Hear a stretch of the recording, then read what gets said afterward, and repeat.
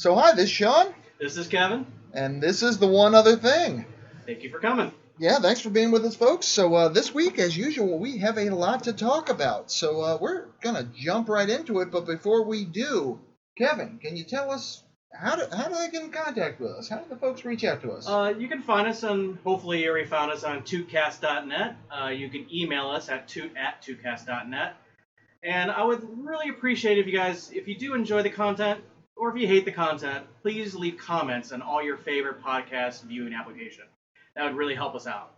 Even bad comments would help us out. So I appreciate it. Thank you. That's fantastic. I'll skip the bad ones, but Yeah. if you have to, you have to. So we get it. But yeah, we thank you for listening and hope you enjoy the show. So again, we have a lot to get to. And Kevin, thank you for all those efforts on maintaining the website and doing all that hard work there while I reap the benefits. But very much appreciate it. I can click a button better than anyone else I know.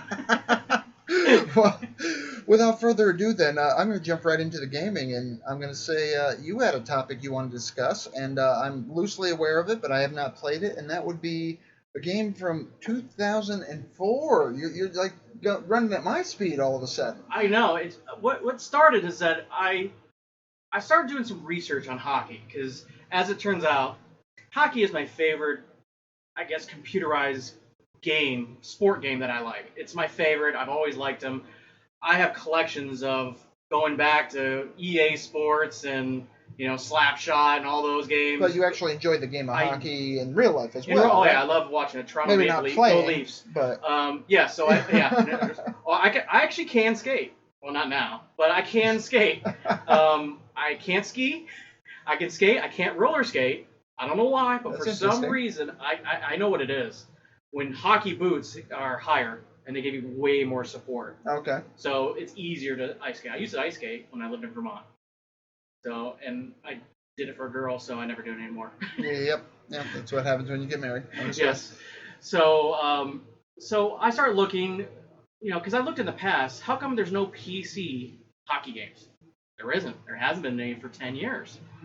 And I looked, and the reason being is because they don't make any money off the PC versions. They always make on the console version. I started looking at why you cannot find, hockey games for the PC. It's because they make it for console only. That's the only way they make money, and they don't have enough people buying the PC version to compensate for the fact that they just can't take a console version, make a couple edits, and make it for PC. It takes quite a bit of conversion to make it. So they haven't put out a PC version of any of the hockey games, and it made it worse when EA totally destroyed 2K games. Because I actually prefer the 2K hockey over because they're more of a simulator than the EA Sports where you can, charge up flaming hockey puck, and that really wasn't my thing. Yeah, this really wasn't. It didn't feel real. So I started, just for some reason, my Google search, it popped up NHL 04. And it was a news feed, and it says, still popular today with mods. So I'm like, wait. You can play that game? It's abandonware. You can just grab that NHL 04 now. Wow. Yeah, no one cares about it except for this group of people who love hockey. And so I grabbed it a few days ago. And then I put all the mods in, which modernize it, changes the menu, puts all the new players' faces in it, updates the graphics. And I was playing it, and I hooked my controller up to it, and I'm like, wow, this feels like it's EA, but it's before they went all commercial. It feels like you're playing a hockey simulator. And the game was not easy. It was difficult. Oh, that's so great.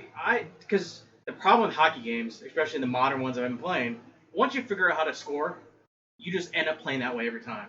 Sure. Because Find something that works. And you're like, next to know, you're doing the same thing. Going behind the net, shooting in front of the net, goes in, and it gets kind of boring. Yeah. This game, they say they changed the AI a little bit too to make it more realistic. And there's another thing that I really love about hockey games that other games don't do well, in my opinion. When I play hockey games, yes, it's fun to be able to be any player on the ice you want. But I actually like to lock it down to one player and let the AI control the rest of the team. Yeah. And I just lock down to the center or left or the right wing, and I just play that position, and I try to play it correctly. Yeah. And to me, that's more fun.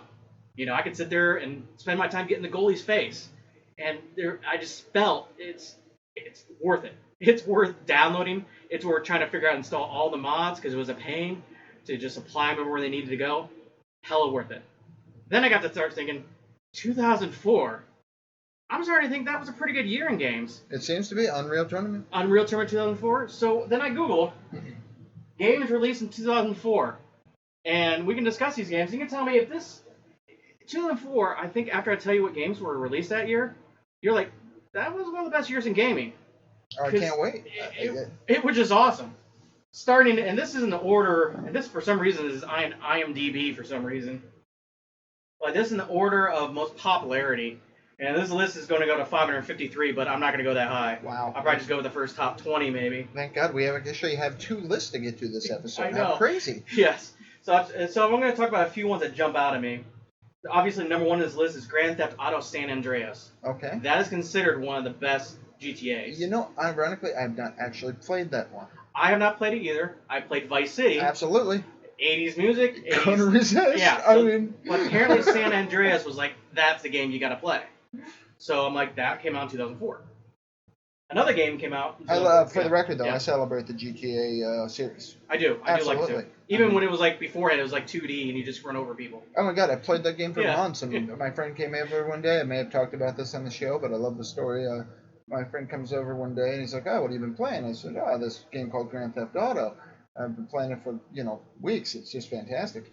And he starts playing it. He says, "You haven't completed any missions." I said, "Missions?" Yeah. I said, "No, you just go and steal a car and you run over people. It's just fantastic." And that is a model that still works today when you play the game. I literally didn't even do any of the objectives. I was just running around going on these killing sprees, and it entertained me. That's what I did in Vice City. Vice City, eventually, when I started really getting into it, there was a garage editor where I put whatever car I wanted in the garage. So I put something that looked like a Ferrari because you couldn't put the actual car in there, and to make sure it was bulletproof. Nice. And I would just drive around the city, and I would spend weeks just doing that and seeing, let's see how many cops that can come after me. And then, that's what I did. Yep. I just liked driving around the city. Exactly, and great soundtrack. Yeah, great sound. Oh, it was an awesome soundtrack. So those games I actually do own. And then when I purchased Grand Theft Auto 5, they gave you a copy of one of their games, and I picked Vice City again because I forget how I got the first Vice City, if it was CD or DVD or how I originally got it. I'm like, no, give me a digital copy. I wanted Vice City still. That's what I picked. I've definitely got them all, 3 and up, and I've got them on Steam, but then Epic recently released GTA 5 for free. That's awesome. And even though I have it on Steam, I absolutely downloaded that because... all these digital copies of these games we have now, it's getting crazy because you're always worried that one company's going to go under or you prefer another game loader. So next thing you got 3 copies of the same game. Yeah. It's just crazy how that happens. But, crazy. Yeah, what else you got? The next one is Halo 2. Okay. Now, Halo 1, we tried to play the re-release of it, and it was very buggy. It crashed galore. Didn't really work for us. But it was considered good for its time. Sure. But wasn't until Halo 2 came out, where that's when their multiplayer really clicked, and people just loved Halo 2. It's considered the best Halo game still to this day, Halo 2. I certainly preferred it to Halo 1, the way we could actually we started playing play Halo the 2. Same game. Yes, we could actually play. We started playing Halo 2. And yes, it's much, much easier to get into. Do you remember the weird effects we were having too? We thought we were in the same game, but I'd see aliens, you wouldn't. Yeah, and, I would kill things, and on your screen they'd still be there. Yeah, like you went all Blair Witch on me in one of them, and you just kind of ran into the corner, and it was just creepy. Yeah, I don't know what Microsoft was thinking when they hooked to the multiplayer on that. It just was not working. Yeah, just absolutely, nonsense. What else we got? And the next one is Fable, which I've never played. Oh, I have, actually. I haven't played it enough, but it was... I haven't played enough to give it a thorough rating, but I really enjoyed the game. I have to say, it was really well done, I thought. I watched the new Microsoft Xbox gameplay trailers a week or so ago, and they announced a new Fable game. Oh, nice. So it makes me want to get into it, because I think there's more than one. I think there's like Fable 1 and 2, maybe 3, I forget, but it might be worth trying them out since there's a brand new version. But I don't know if it's a remake or a new edition. Yeah, I think you'll be pleased because, I mean, you can... what I can tell you about the game is it's an RPG, an action RPG, and you can either basically be good or bad, but it's all based on how you handle certain situations, and I know you love that. Yes. And the path you choose will have physical effects on your character. Oh, that's cool. So if you do evil, you start getting, like the Like goth horns or something. eyeliner. Yeah, exactly. Yeah. Yes, exactly. I want goth eyeliner. Yep. Start listening to emo bands.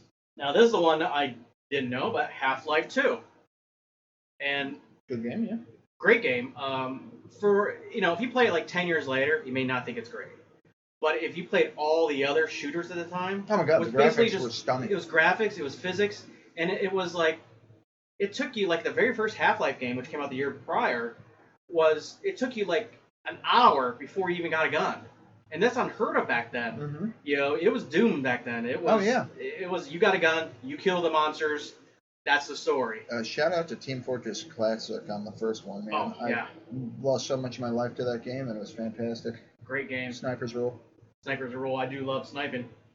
But Half-Life 2, I was surprised it came out in 2004 because it feels like just yesterday that, hopefully by the time you guys hear this, Half-Life 3 will be out. That's awesome. That's awesome. Like Valve I predict it. 3. Yeah, Well, I think that they might release Half-Life 3 eventually, but on the Xbox. Yeah. Because Gabe Newell, who created it, says nothing but Xbox. That's his favorite game system. Sure, it'll be Half-Life something else, Yeah. Yeah. But, I'd play it. So Half-Life 2 was good. It wasn't perfect, but it did change a lot of things. I think it was a good game. I think it could have been shorter. I think they could have, some of the car scenes and the motorboat scenes could have been shorter. I agree. I knew where you were going with that too. But the atmosphere, and especially if you go to download Half-Life 2 now, they have a mod that you can get for free that layers on top of it that updates the graphics, the modern graphics, and it just fun. It is fun. I do think it's got a bit of a creepy vibe to it. I like that. I like the post-apocalyptic, futuristic city where you got a police state. Yeah. I mean, I don't like the one that we have in real life right now, but I like it in a video game. I really do like it in a video game. Yep. Spider-Man 2, yeah, it's a great game. Spider-Man 2 came out for the PlayStation 2, and that was like the precursor to the current Spider-Man game of getting the mechanics correct with slinging your web across the city. Still need to play that. The game is a blast to play. And if you do like Spider-Man, you also like the Batman Arkham games. Because the fighting is so similar. I've got those from Epic as well, I think. They gave those away for free. And those are good games. who has the time? Yeah, who has the time? Yeah. Who has time, I know. I didn't play this game, Metal Gear Solid 3. I heard those are great games. I just bought a Metal Gear game literally just the other day. I have not even loaded it because it was like $3 or $4. These sales are crazy sometimes. I know. I will buy games I will never play just because the sales are so good. It was like $3 or $4, and it's normally like 20 or 25, and I'm like, yep, I'm doing it. Some of the games on this list, I'm going to start looking for them on Steam to see if I can get them because hopefully they're $5 or less, and I'll get them because some of these games are worth playing. And especially the next couple. Actually, I own a couple of these here. The next game is Far Cry, which I heard the first Far Cry wasn't the best one, but it did start the Far Cry series. So that was a good year. Again, under the heading of buying stuff while it's on sale, there's just a ridiculous sale on Far Cry games. I own quite a few of them. And here's one for you. They have one that's Blood Dragon that I can tell just from the cover box art that I saw that it is John Connor is all I can think. From Terminator? Yeah. Yeah. It's the guy from Terminator 1. Who's not actually John Connor, but that's exactly what I thought when I saw him, and I knew you'd figure it out. Connor. Yeah. Well, no, I don't know his real name. I forget John Connor. But I knew you'd know who I was talking about. Yeah, John Connor. He's in one of the Far Cry games. I would bet pretty much anything on him. Yeah. Me, I just know him from Tombstone and I gotta go back and watch that again. He's the one the guy he said what's his name? Val Kilmer said to him, "I'll be your Huckleberry." You can't recognize him with his mustache. What else was he in? He was in a bunch of stuff. Yeah, people love that movie, Tombstone. I like it because it is one of the entertaining but still historically accurate movie. Okay. It's because you could tell when you watch the movie, they weren't good guys. There was no good guys in that movie. Oh yeah, exactly. Well, I know the Western sheriff was on either side of that line of law. Wyatt Earp was a criminal. Yeah, with a badge. As often as he was a sheriff, exactly. So I did like it because it's considered one of the more accurate movies of how it happened. Yeah. And how there's more of a gray area. So have you played any of the Far Cry games? I've never played any of them. but I've watched some playthroughs of it because I believe they have pretty destructible environments that people like, and Okay. it's pretty open world, and you can do a lot of good things. So It's an FPS, right? yeah, it's an first-person shooter? FPS open world, and I heard like Far Cry 3, I could be wrong, is considered one of the best villains. Okay. And the brand new Far Cry they just released, you'll like it because it's the bad guy from Breaking Bad is in it. Oh, I saw that. Yeah. That looks pretty badass. I know of whom you speak. Yeah, and Yes. he's got some like evil child with him. Yeah, the one that got his face blown off. Yeah. And Exactly. they walked around for a minute first though. I'll Um, never get that image out of my head from Breaking Bad because I'm great. like, oh, he survived that explosion. That's weird. Oh wait. Yeah. Not coming back from that one. No, you're not. So I do want to play the Far Cry's at some point in my life. I do. But it's cool that they made the list. So yeah, They give us did. a few more. Oh yeah, Star Wars Knights of the Old Republic 2. Okay. Uh, You like those games? I love them. They're great. This game actually came out considered incomplete, and modders fixed it already. So you can download an updated version from Steam that's all fixed. I believe I have that game, but I installed the first one, but I need to call my IT department because the config had it playing in a weird window, and I couldn't figure Oh it yeah, out. there's tricks you have to do. These games are so old where there's tricks you got to do to make them widescreen, get the resolution you want, and there's ways to do it. Trust me, and you can make the resolution much higher. It looks better. I've got a really good trick for some of them. You just wait for Google Games to release Yeah, them, you Google and then Games it just usually, works. yes, they usually fix it. You should check it on Google Games. It probably is already fixed on Google Games if it's there. It might be because they're just Star Wars and RPG. It's one of those things. I'll tell you right now, the stories in these are way better than the new movies. Way better. Okay, yeah. Way more interesting. I'll be honest, I haven't even finished the new movies. It's all right. You don't have to. You're better off just watching The Mandalorian. That's a good story. I have not gotten to that yet either, but that is on the list. You don't have to be a I Star hear Wars there's fan. Kung Fu, and I'm a fan of Kung Fu. Kung Fu is awesome. I mean, it's got Nick Nolte in it. Come on. Well, what's not to like? You sold me. Yeah. I'll tell you a story later about 48 Hours I watched for the first time 2 days ago. Okay, not a bad movie though. It doesn't hold up. I bet. It is terrible. I bet you it was great at the time, but now, yeah. I'm gonna say when I doesn't work. saw it last, it was fairly popular. Yeah, this game, Give you if an they idea. showed this on TV, they pretty much, if they edited it for TV, it'd be 5 minutes long. That's great. It's just not good. That is Not awesome. good. They wouldn't even have to, the bleeping wouldn't be enough. They'd have to just cut it down to 5 minutes. Yeah. That'd be it. I bet you'd never see a made-for-TV version of 40 Hours. It's not going to happen. It's just a different world. It's a different world back then. The next one I've never played. Remember, I told you I played a Vampire Masquerade game that I did not like. Yeah. But people like Vampire Masquerade Bloodlines, and that came out in 2004. Okay. So Look at that's that. another good game that came out in Boy, 2004. another checking the plus column for that game. And this one, and I didn't play, but you gotta tell me this is a great year in gaming. World of Warcraft, released 2004. Oh, that's interesting. Yeah, I gotta admit, I haven't played it either. And But you that was can, people's crack for a long time. I was gonna say, you can tell I haven't Yeah. played it because I'm here talking Yeah, to you. yeah, I know. A lot of people, marriages, You know. I'm afraid of those. Yeah, Yeah. I would just be like, okay, this is what I do now. So there is a bunch of other games. Silent Hill 4, The Room, which is, believe it or not, the only Silent Hill I ever played. And it's creepy as hell. Silent Hill 4. 4, The Room. Okay. The game starts and takes place with you in a room, Mhm. locked with a million chains from the inside. That's how the game starts. Nice. You're like, how do I get in here? Then you find a portal in your bathroom, and you have to go in there, and you're in the other world where you got the pyramid head chasing you. Yep. And so it's creepy as all heck. Nice. And I used to get in 2004. I mean, it doesn't feel that long ago, but I was fascinated with that game because that was the first game where I looked out of a window in the game. I'm in my apartment, and then 2004 is not the best graphics out there, but Yeah. you still got into it because that's the best you knew. Well, yeah. But it's the first game I looked out of the window of the game, and I saw life. Cars driving, people and other people walking. I'm like, I thought that was the most amazing thing, that people just doing their daily routine like it was really happening. Oh, yeah. It freaked me out. I felt like a voyeur.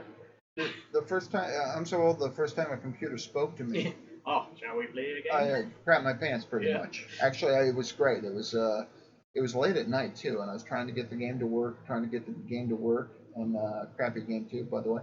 But the game's name, did not know games spoke at that time. Yeah. All of a sudden, my computer goes, Barbarian! Oh, I remember that game. And, That's- cut people's heads off in that Yeah, one. yeah, I pretty Yeah. much crapped my pants. Yeah, Yes. it just did not know that was coming. Yeah, Yeah, back then they weren't voice recordings. They actually used like electronics Yeah, to simulate a human voice. Exactly. So it sounded weird and it was loud Yeah. and it just scared the hell out of me. The first game I ever played that had voice in it was on a Commodore 64, a game called Impossible Mission. And I still play it randomly from every now and again with an emulator because you could play it in a Commodore 64. Amiga had a version. I'm not sure there was a PC version at the time because Commodore 64 was better than PC for a few years. And the game, as soon as the game started, it spoke to you like twice in the game. Right in the beginning and right when you beat it. And it would say, stay a while. Stay forever. Ha ha ha. And it would laugh. Nice. And then I was like, okay. That's weird. What did it say at the end, do you know? No. Oh. Okay. Yeah. All right, nice. Nicely done. Yeah. Well, if I'm not mistaken, what about another game you wanted to talk about? Yeah. No Man's Sky. Oh, No Man's Sky.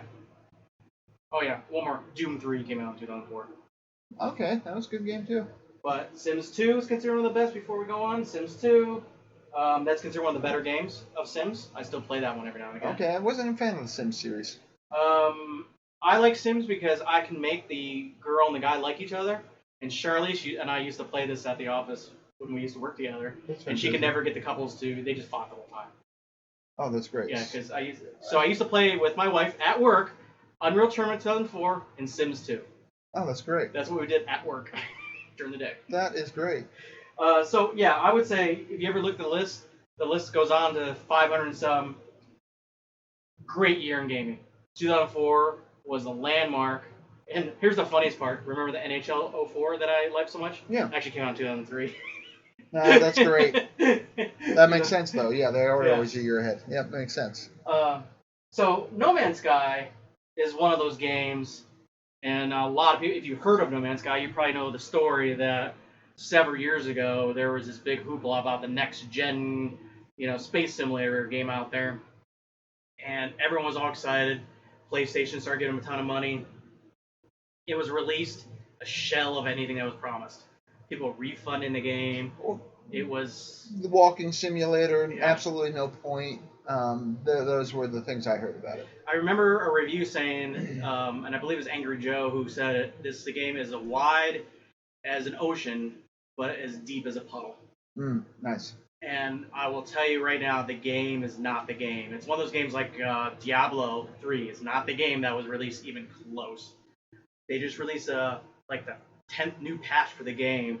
This one's called Desolation, where you find derelict freighters that are got demons and they're haunted, and you're exploring them. Oh, that's fantastic. So now you have something to do. You have a purpose. There's been something to do for years, actually. They changed a lot of things. First they put patches where you start being able to build your own camps. Then they put patches where you can actually find a friend, because that was one of the big things that was missing, where it was a multiplayer game, but you never could find anybody in it that you know. Okay. So they fixed that. There's space battles now. So if I played this game, I'd be able to find you. You would. What do you play this on? PC? I played it on PC. Okay. Of course, because this game, and they released a patch a few years back where you can play the game also in VR. Oh, that's right. And you can play in either mode, the same game save. And I will say I do kind of prefer the VR only because it brings a kid in me. I'm hopping a spaceship, you take off, and you fly straight up, and you see the atmosphere break apart, and then you're in outer space. Yeah, that is and you see all these ring planets and asteroids, and go to warp speed. You pick your galaxy map out, and you pick where you want to go next, and you just explore, and you're trying to solve a mystery. That's what the main game is. You're trying to solve a mystery. And I played the game. I don't know how many hours I put into it. 60, 100 hours.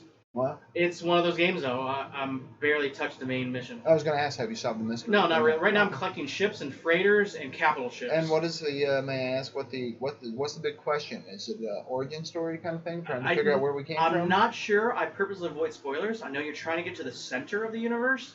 Yeah, no, what do you know about it is what I mean. What I know so far is that I'm trying to keep contact. First, I was contacted by some alien, and that's another cool thing about the game. By default, you can't even talk to these guys. They speak in a language that you don't even understand, but you slowly collect knowledge shards and talk to other people and try to piece together what words mean what with different alien species. Okay, yeah. Eventually, you can talk to them. Gotcha. It's kind of creepy. So at first you're just bargaining by saying "ugh." It's kind of interesting. So you go to spaceports, and then there's one major spaceport where you can find all the other players, and it just really not the same game when it came out. And I find it just sucks you in, and it doesn't matter. I was playing the other day, non VR, just to play with it. I started a new game, which I probably shouldn't do, but I'm trying to do a new game where I'm trying to actually complete the game.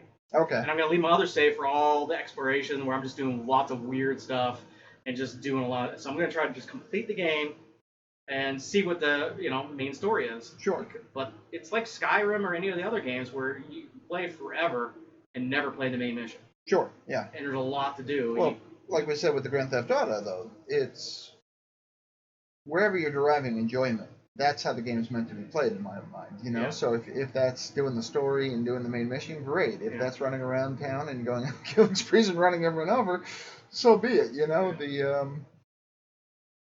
It's how you enjoy playing it. I just never, as a child, I always I would love, you're watching Star Wars, you're watching Star Trek. I would love to just explore, and there's never been a game where you could just explore an undiscovered universe. All these planets are unique. You go on, there's, it's got every type, and they're all randomly generated, the whole universe, Sure. So, but it's gargantuan.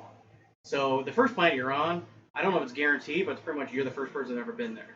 Oh, that's neat. So it takes you a little bit to start finding other planets and you can name the planet, and if somebody lands on that planet, that's the name they have. Yeah, that's weird. Yeah, it's kind of weird. So it's a very interesting game, and I'm really into it. And they fixed it, and I played it when it first came out, and I didn't return it like everyone else did. I just said, let me just see what happens. Yeah. And then they start releasing all the patches like a year later, and Hello Games is the publisher, and I don't think their team's very big. I think like 10 or 15 people, and they just been doing nothing but making this game bigger. Oh, good. For years. Pretty awesome. That's all they've been doing. So I highly recommend, if you're ever in the mood to just, I don't know, become a kid again, hop in a spaceship, and it's a survival game too, which you don't have to do. You can turn it off and just be freedom. But the game by default is a survival game. So you land on a planet, your ship is destroyed, you have no memory, and radiation's hitting you. What do you do? F1. F1, yeah, I know. Activate. Activate, yes. You can do that, but I would say that you can play on low enough difficulty where you don't have to. You can just find the sodium you need to repair your suit, and it's not that bad. They don't make it terribly difficult to find the resources. You have scanners. In case that activate wasn't clear to anyone, that's what happens when you're actually applying a cheat of some kind. Yeah, especially from cheathappens.com. Yep. So I want to say No Man's Sky. I can't wait to see what Desolation brings, because they actually call it Dead Space now, which is another game that people like. But that's all horror. So that's the people are saying now. They put Dead Space into the middle of this game. Yeah, that's neat. So, and that patch is coming out sometime soon. No, it's out now. Oh, it's already out? Right now, yeah. So I. Oh, I'm sorry. Is that a patch or a DLC? It's a patch. Okay. Yeah, they just put updates. Nice. So long as you keep your Steam up to date, it just updates, and next thing you know, you got a new game. That's pretty neat. It's well cared for. So what's your rating then? My rating when it first came out, like a 3, and every new patch added a couple points. So I would give it like a 9.2, only because their menu system needs to be a little bit better. It's kind of clunky, and they don't hold your hand very much in the game. Okay. But it's definitely in the 9s because the feeling of wonder I have when I'm playing it. I mean, when you leave a planet and you just see all these other planets, and when you fly to another planet, it's not like 10 seconds. You have to go warp speed to make it to another planet. They're far away from each other. Oh, yeah. Even though you can see it. It even tells you, if you just go normal, like impulse power to the next planet, it says, 2 hours from your arrival. Yeah. So then you got to go faster. And you just slowly see this planet get bigger and bigger, and you go straight into the planet. There's no a loading screen. There's loading screens in the game, but there's no loading screens when you're just traversing directly from one planet to another that you can see. And then you go anywhere on the planet you want, and there's mysteries. There are things you can find underground, and every planet has different creatures that are randomly generated. So some look like dinosaurs, some like little tiny cats or whatever. And interesting. and then if you like blow up the wrong thing or kill too many good animals or whatever, these robots show up and they start doing the Grand Theft Auto thing on you, where the more robots you kill, the more robots come with bigger weaponry to get you. Yeah. It really is. It's totally Grand Theft Auto. If you kill all these little robots, that like I think all those sentinels, eventually like giant sentinels come Oh, that's to fantastic. take you out, and then you go hide to get rid of them. So yeah, this is in some portion of it's Grand Theft Auto in space. That's interesting. So, all right. So I'm gonna have to add that to the list of things to check out. I think No Man's Sky. That's a high rating. It is my kind of game, and because you can play at your own pace, your own way. Well, I will say it this way: next time it's on sale, I won't overlook it. Yeah, it did get down. I think it got down like $20 at one It point. did. It was on sale. Yeah. Worth $20. I'd say it's worth $60 now, but they burned too many bridges years ago. It might be hard to get $60 out of it now. Yeah, I don't know what it sells for normally. Yeah, I don't know what the average price is, but I think it's worth it $60 now. But it was not worth $60 3 years ago. Wow. No. That's a high endorsement thing. Good Yeah. for that team, though. Way to Yes. turn it around. Hello Games, good for you guys. Yeah, way to turn it around. Yeah, let's see if Last of Us Part 2, if Naughty Dog can make a comeback. That game needs to be patched. Nice. Actually, there's a game I want to finish playing because I think I played about half of it, and that would be, well, ironically, Half-Life, the Alex, is it? Oh, Half-Life Alex for the VR, yeah. That was a good time. I enjoyed that. Yeah. Came to my house and played a third of it. Yeah. Third of it, okay. Yeah. Yeah, I'd like to finish that at some point. That was, well, I mean, it's a Half-Life game, so I got to run around and shoot things. A big fan of that. The VR was fun, though. It's the best looking VR game out now. And the physics, just like Valve does, they put the best physics in their games, and it's a leap. And I don't know if I don't think they were trying to be jerks by putting this in VR only. I think they just felt that that's what they wanted to do next, and they said this could only happen in VR. Sure, that's what the experience is all about. But I think that's where you see, though. I mean, there's, I won't include spoilers here, but there are scenes that really wouldn't be the same experience if you weren't in VR. Right. And plus, you can probably get through the game a lot quicker. And in my opinion, when you fight creatures and monsters in VR, it's far more terrifying in VR than if you just play it on Absolutely 2D. It's just absolutely because they're coming at you, and I mean really coming at you. Yeah, because you haven't got to the scene yet in the game with everyone knows, with the monster. And I can't wait. Yeah. But I suspect I'll shoot them. But I enjoyed that. I enjoyed Shooting the way the help. Pistol worked. Yeah. It doesn't matter. I'll still shoot you'll shoot him, but then he'll eat your face off. Yeah, that's probably what's going to happen. Yes. And you'll see me probably do that 2 or 3 times before you're like, when are you going to try a different tactic? And that's why I know a lot of people don't agree with this, but that's why I don't mind watching other people playing certain games. Certain games, I love watching other people play because, one, I've been through it, and it's entertaining to see how you screw up. That I find entertaining. Okay. And it's not every game. Some games you can't watch somebody else play. I've learned that with some long plays. There's some games that are just too tedious. Like you can't watch the first Assassin's Creed playthrough. There's too much tedium in it that there's not enough meat to it. Recently, I watched some playthrough of Dragon Age Inquisition, and I'm like, oh yeah, that's a long game. I remember when I'm playing it. I don't mind playing it, but I'm not sure I can watch somebody else for long periods of time play that game. I enjoyed that game. Very beautiful game. Oh, actually. it is good. Good score too. Good music. But Dragon Age 4 is announced too. I did not finish it. I made it pretty far too, but I did not actually seal the deal. The game is worth finishing just for the DLC that is like a reunion DLC, which they kind of did in Mass Effect as well. Oh, okay. Mass Effect 3, Mass Effect 3, they had like a reunion DLC. Yeah, I still gotta all get your back friends to got those. back together. Oh yeah, at some point I'm gonna stop talking to you until you play Mass Effect 2. Yeah. Because that is on the list we will be talking about soon of 100 games you gotta play before you die. Mass Effect 2 is on that list. Nice. It is because it's one of those things like Halo to Halo 2, different game, much better. And the same thing with Mass Effect. Mass Effect 1 to Mass Effect 2, you almost play and say, did somebody else make this game? It's that much of a difference between the two games. And I didn't think Mass Effect 1 was bad, per se. I felt when I first played it, I had it on the Xbox 360, I played the first 20 minutes of it, and I shelved it for a year. Because I'm like, this is just Halo. when I first started playing it. Oh. But then after you get by the first section and you go back to the Citadel, all of a sudden it turned into an RPG. It wasn't an RPG until then. You weren't sitting there having conversations with people. You were just shooting on a planet. Mm-hmm. And I'm like, this is just Halo, and you're just shooting things, and I wasn't in the mood for that. Yeah. You know, I went to Oblivion. I started playing Oblivion instead. Yeah, you wanted interactions, So you want a story. Mass Effect, and I'm like, oh, there's a story here. Okay, this is a little bit better, but there's some. They did a lot of things wrong in the first Mass Effect game. The game was a little too, the scenes where you land on a planet with a buggy and you go exploring. That doesn't exist even in the second game. You can still explore planets, but they're not this weird let's find this weird pointer that I gotta get to. They got rid of kind of things that wasn't working in the first game. Okay.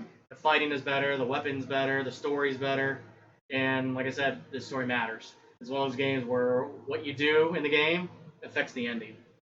Yeah, it'll be interesting to see. Yeah, because my first playthrough of the playthrough of the first one, I had a dude die on me. Well, I think I shot him, but was it Rex? I think so. It was the gruff guy, and I didn't want to shoot him, but it was just kind of the way the story arc went. I didn't have a choice. You do have a choice. You just don't know you have a choice. Yeah, it's based on how you play. Yeah, exactly. Yeah. I made poor decisions earlier that somehow resulted, snowballed into me shooting Rex, and I did not want to have to do that. Yeah, they let you carry the save between the first game and the second, but if there's decisions you didn't like, you can create a new backstory and say Rex lived. Yeah, that's probably what I'll do. I'll be like, yeah, Rex is fine. Yeah, Rex is fine. He was sleeping. Because I like his story in the second game. He's awesome.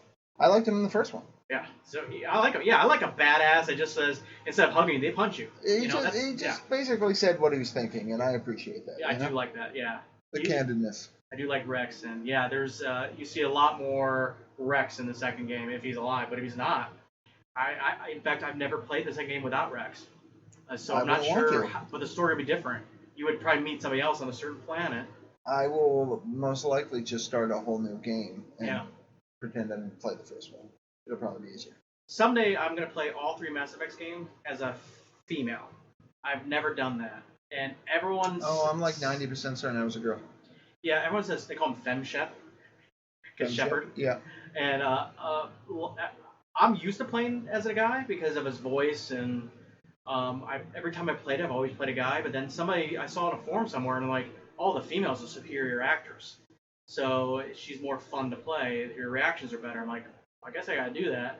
And you know me, I'm gonna have to play the first game again because I want my decisions to go into the second game. Of course, yeah. And then go into the third game. But you can get to the first game quick compared to the other two because it is a shorter game than Mass Effect 2 and 3. Well, I think you actually go to this school too, but I tend to, when given the male-female decision point, I won't say I'm exclusive because I'm not, but I am probably at least 80-20, maybe a 90-10 as far as gravitating towards females. And my argument is simply I'm going to be looking at them longer. So if I had to pick, I will pick the female form like you. I think in the BioWare games, I always pick male because they always have romance options. And I don't know why it feels weird for me to be a girl and romance a guy in a video game. I always found that weird because I feel like I'm the character romancing somebody, and it didn't feel like it was me. Okay, I can see that argument. So I'll play the game again, and I will play the female, and you can romance females. That's what I'm all in now. Yeah, that's what I'd be doing. Yeah, so I'm all in now. So I'm gonna play the game. I'll romance nothing but females. And I agree with you. In fact, I think you were the one who convinced me to play more female characters in video games. For that argument. That argument. My logic is sound. Yes. Yeah, so I'm like, this is better to look at. Yeah, definitely. So, yeah, I'm okay with that. Because to me, that's what it kind of boils down to. Like, for the next 25, 30 hours, who would you rather stare at? This dude? Yeah. Or her? Yeah, and he's not attractive. And, so I'm going to play all the 3 games again, because those are games. I know some people don't like watching the same movies over and over again, but certain movies I do. And I'm like that with video games. I played Mass Effect 1, 2, and 3 easily 6-7 times.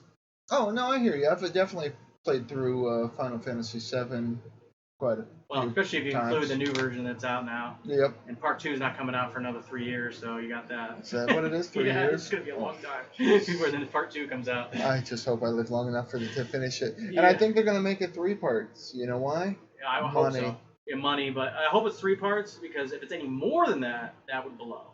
Because that would be wrong. Yeah, that'd be wrong. So 3 parts, I think I can deal with.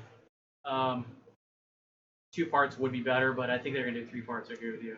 They need to do disc 2. Exactly. That's exactly how I'm thinking of it. Because isn't that almost how it ended? Wasn't it like right when disc 2 is supposed to go in? Pretty much, Where it ended now? Yeah, pretty much. Yeah. Yep, you leave. Yep. It's when you're supposed to get outside. I was so excited about that too. Yeah. Yeah, and it's like, oh, this is, yeah. Yeah. Because I've played the game for the first time since I met you, because you're like, play Final Fantasy VII. So I did, and I'm like, oh, it's a different game now. Yeah, it's crazy the way that happens, isn't it? Just like all of a sudden, it's like, oh, this is so much bigger. Yeah. Yeah, so it's crazy. So actually, on that note, I read something, I've not checked it myself, but PS4 apparently had an anniversary recently. Oh, did not know this. And or PlayStation in general. Yeah. And they gave everybody a new theme, and everybody said, "Yeah, you suck." Is basically how they reacted. They hated like, the theme. Yeah, like seriously, yay, hooray for you, happy birthday, this is what you give us. So PlayStation, kudos to them. They Sony, I guess, realized they are of their ways, and I'm told that every PS Plus member, I believe it is, Yes, which we are, gets a $10 credit. Oh. Now that's a happy birthday, PlayStation. Yeah, I'm probably gonna buy themes with it. So I'm not 1,000% here. Yeah. I believe it said PS Plus and not PSN members. I don't know. What's the difference? Isn't there the thing where you can subscribe to like just have access to some games that are there temporarily and then they leave, and it's kind of like the Xbox Game Pass. Yeah, I think it's the PSN, and it's just not. Yeah. Well, I don't like the idea that one day my games won't be there. Yeah, that's what people say about digital games. That's why people still buy physical, because technically you're just renting the game. Yeah. Because you read the small print, you can play this game as long as we allow you to. Exactly. Yeah, the minute we stop hosting it or whatever, yeah. Yeah, I think Diablo 3, once again. I mean, you remove the servers, and that game is, one, not going to run, but two, even if it did, you'd literally have no NPCs. So you'd have nobody to interact with, and you'd have no monsters to fight. Yeah. You kind of take a little out of the game. That would ruin it.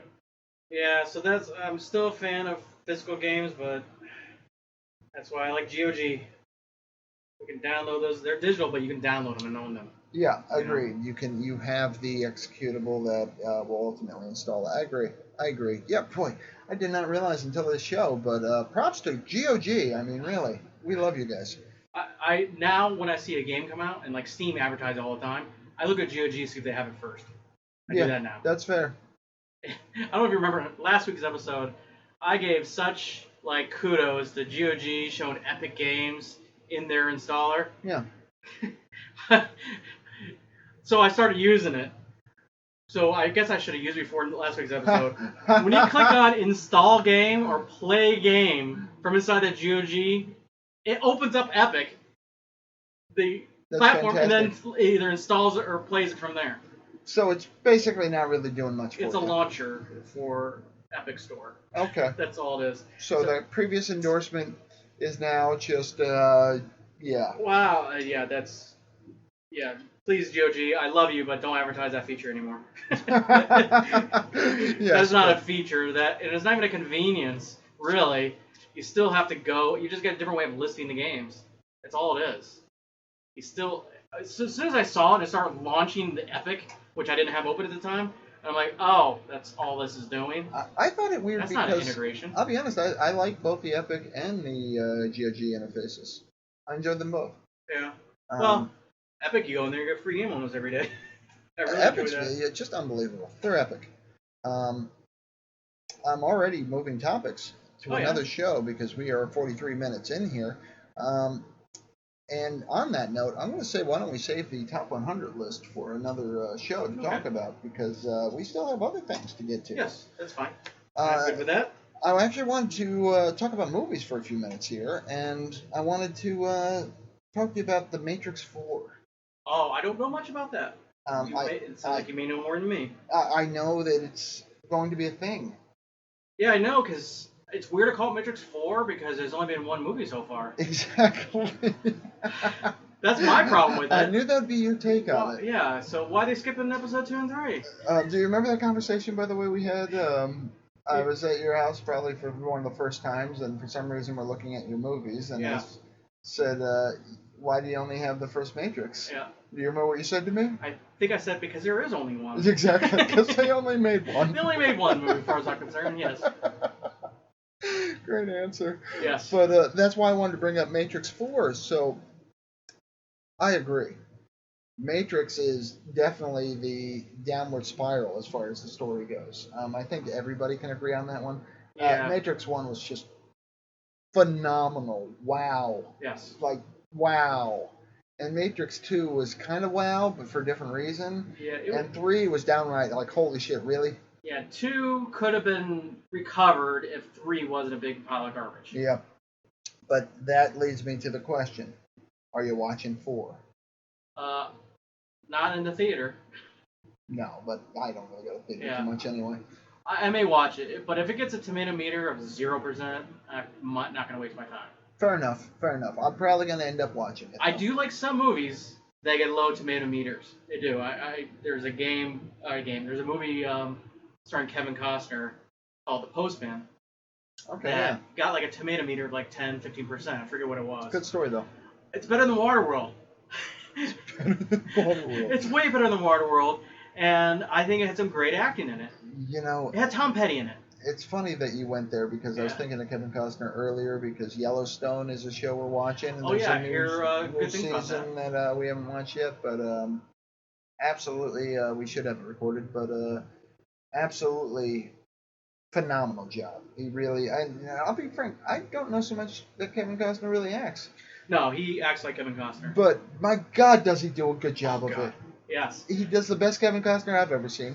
And Yellowstone is, I honestly would not have guessed that would be my cup of tea. The show's fantastic. Absolutely. One of the few movies of Kevin Costner I rewatch more than 2 or 3 times is Bull Durham. Because that is the best example of Kevin Costner playing Kevin Costner. He's really good at it. I think, because you watch Bull Durham, if you mute it, or I guess you're not mute it, but if you just isolate his vocals in every single movie he does, it's Bull Durham. I mean, that's where he got the personality. That's every movie's like Bull Durham. And it's great, though. It's absolutely great. But that's funny that we ended up on Kevin Costner. But I know. I do like Kevin Costner. I wanted to ask that Matrix 4 question because Yeah. I agree with you, and yet I entirely know I'll watch the 4th one. Yeah. And I'll be honest, even if I knew it had a 0 rating, I'd probably still watch it. Which leads me I hope it ends with a spider.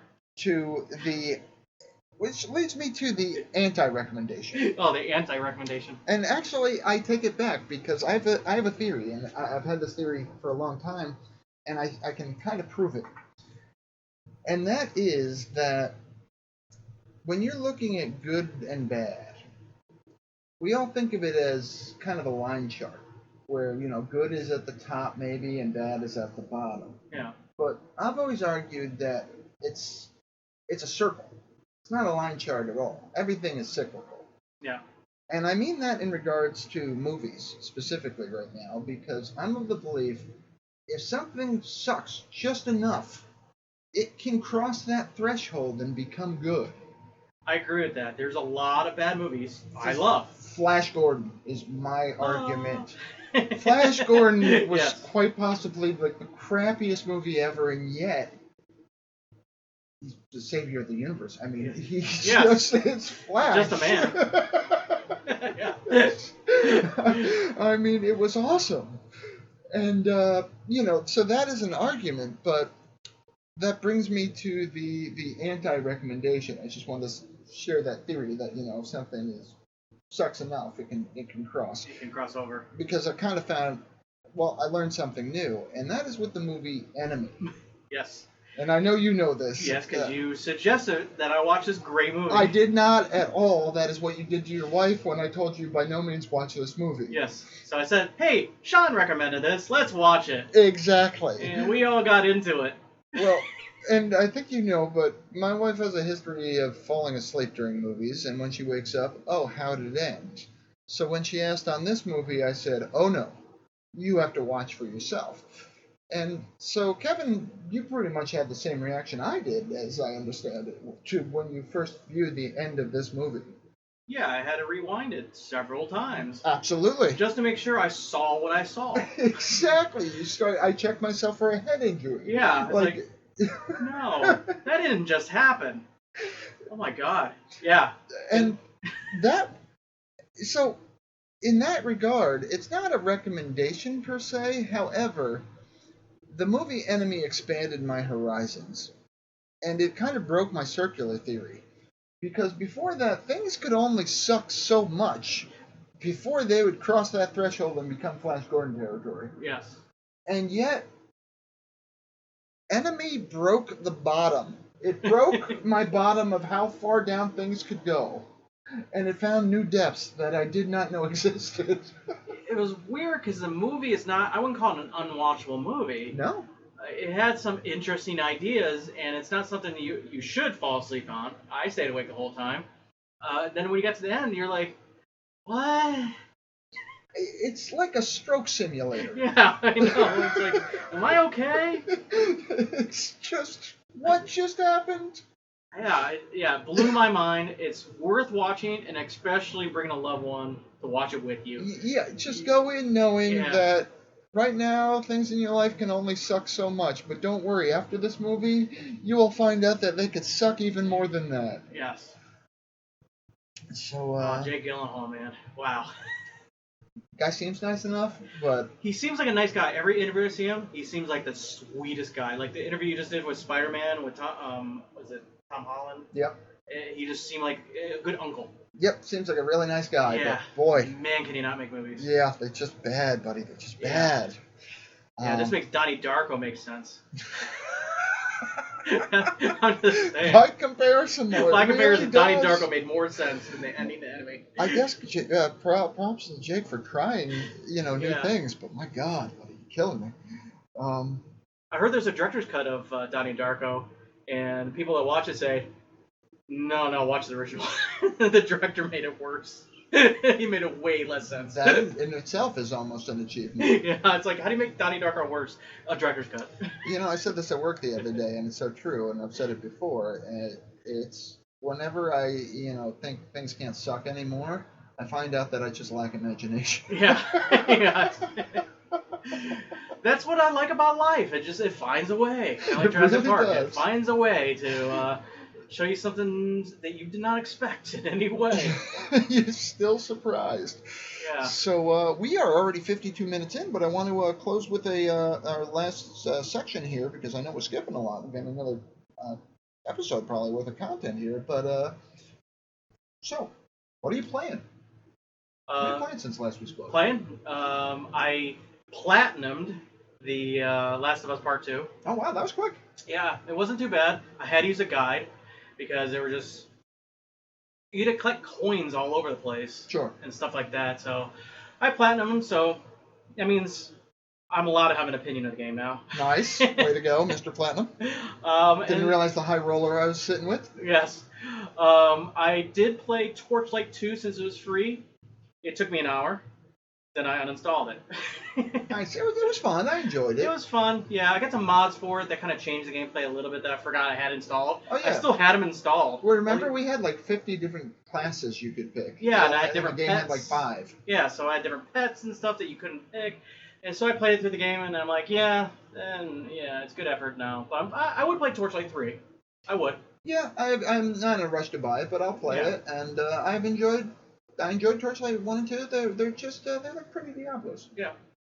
And No Man's Sky, like I said earlier, I started playing a new playthrough, and with the goal to finish the game because I want to finish the game. So that's a game I'm going to be playing going into the weekend and in the next week, and see if I can do it under 30, 40 hours. I might be able to finish it by next week. Nice. I'm going to give it the old college try. I've been, when I can play, Need for Speed Rivals. I'm telling you guys, I'm hooked. I'm going to be on that for a while. I just enjoy it. I enjoy driving like a bat out of hell, and it's just fun.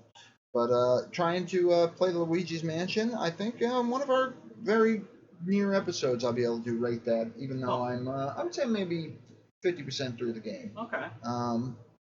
But I think I can give my final weigh in on that, and, I'll continue to play that. Yeah.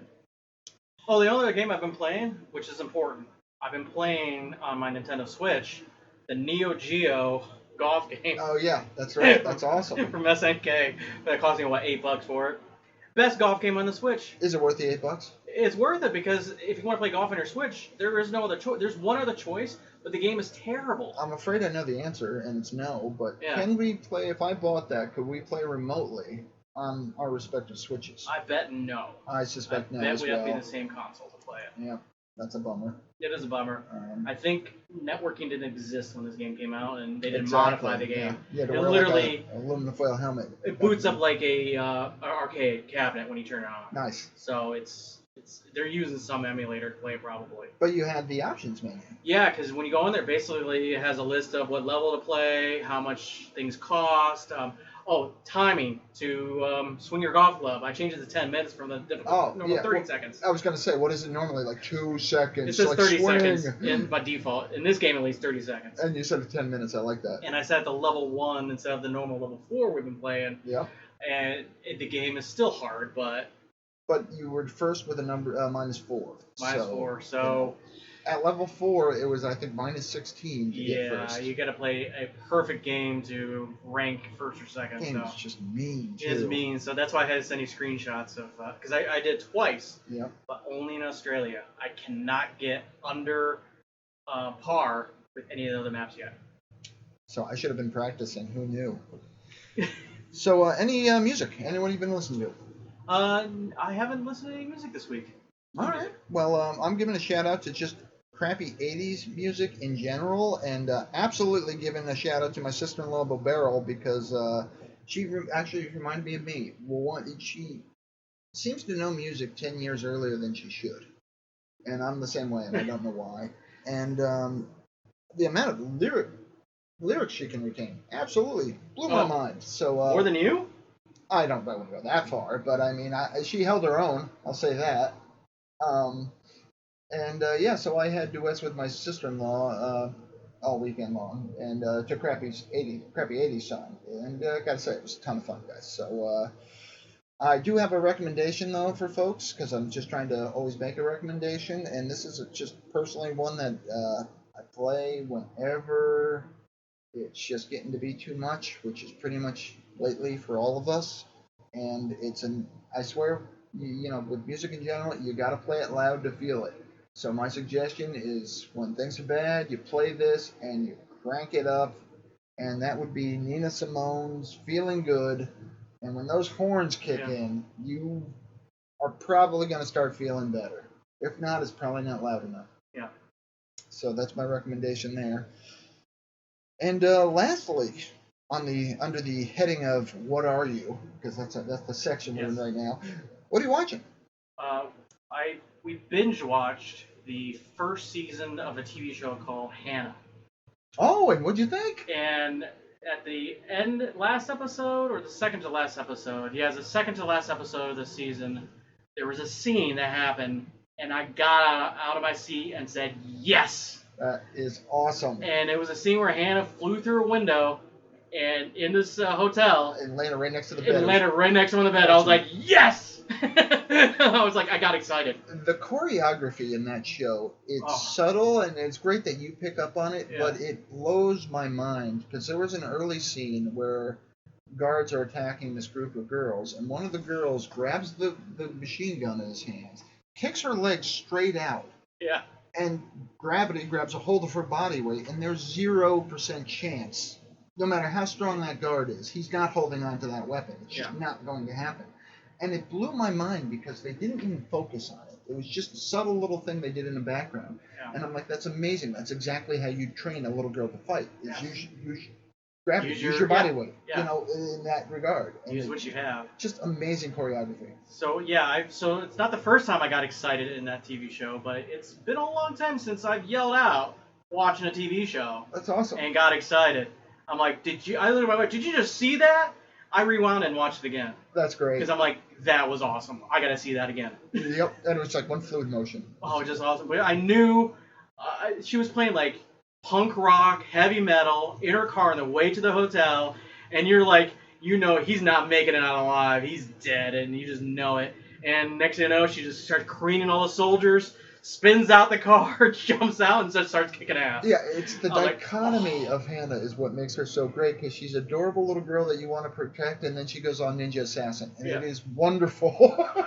The thing I say to Charlize now is when we're watching, I'm like, yeah, that relationship is not going to last. And she's like, why? I'm like, she's going to break his arm or something before the day's out.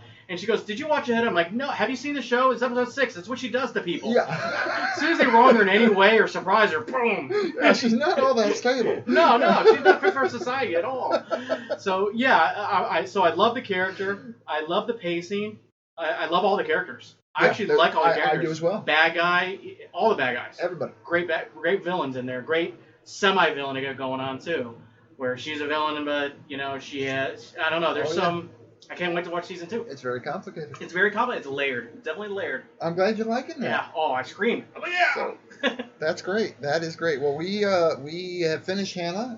Unfortunately, we're ready for the next season. Hannah, seriously, stop growing up. Please, just cut it out. Yeah, I know. Hannah's going to be like 35 when she goes up for season 3. She's like, hello, I'm Hannah. I'll blow your mind about Hannah. What's up? She got her first acting gig playing in a movie that came out like 5 years ago as Shirley Temple. Oh, that blew my mind. Yeah. Where's Hannah from? Not the United States. Somewhere. Okay, yeah. I forget. That's all right. They're the only two. I'm not good with geography. That's what I've got. United States and everywhere else. Yes. So, not the United elsewhere. States actually is a country in my world. Yes, it's elsewhere. That's entirely a joke to our international audience out there. I've been a few places. I like to travel. Anywho, so yeah, Watchmen. We literally watched episode 1. Yeah. I have to say, this was recommended to us by somebody that Mickles and I trust, and there are literally 2 people that Mickles and I trust when it comes to recommendations, and you are not one of them. Yeah, and, I know. Charlie, if you're listening, you are one of them. Yes. But I did like the movie. I'm not gonna say Charlie's last name. I did like the movie. So. I did too. Mickles has to watch it. But Watchmen was recommended, so I will be updating everyone sometime in the future. They're long episodes. They're an hour long, so it's going to take us, even though it's one season, it's going to take us a while. Yeah. I'll be watching Umbrella Academy when it comes out. Good. It's not out yet? Friday or Saturday. It's like the end of the month. Yeah, okay. We're going to watch that next. We're Watchmen, Umbrella Academy. We have it lined up. So, yeah, I'll be watching that. Yeah. Sure. We're going to go back and watch the first season again, I think. And I'm watching The Monk still, because it'll take me a while to get through all those episodes. Absolutely. Because Buffalo Bill, as a cop, I know, it's just crazy. It's fun to watch. I just like watch, because he's actually a good actor. Oh, he's great. And I can understand why he grew a mustache, because he looks a little bit less creepy. It's just every woman I've ever heard talk about Monk specifically say it's the voice. Yeah. So it's just, for me, and I'm oblivious to the world around me, but I've noticed that he can't escape what he sounds like. Yeah. And they hear that, and all they hear is it puts the lotion on. Well, were you the one that told me the joke that every Christmas when people go to Bath and Body Works, they turn into Buffalo Bill? Yeah. Put the lotion up the basket. Exactly. Yeah. After 2 hours in Bath and Body Works, we all turn into Buffalo Bill. Yes. Put the lotion in the basket. It's just fantastic. But anywho, well, why don't you tell folks how to contact us, and we'll wrap this up because we're already over an hour on this one, my friend. All right. You can get us at email us at tootcast.net. You can get to our website at tootcast.net, and tootcast.net/listen. You'll be able to pick your favorite podcast application.